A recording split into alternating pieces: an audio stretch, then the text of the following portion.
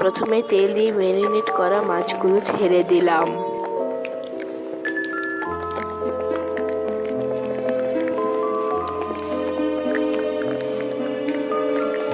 মাছগুলো ভেজে সেই তেলে পেঁয়াজ দিলাম, আদা রসুন বাটা, পরিমাণ মতো লবণ দিয়ে কষিয়ে নিলাম।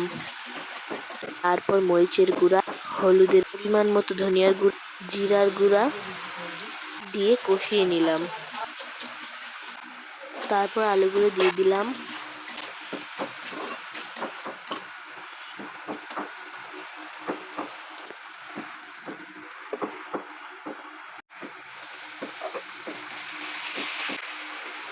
এখন সিদ্ধ মূলোর সাথে পরিমাণ মতো পানি দিয়ে কষিয়ে নিলাম।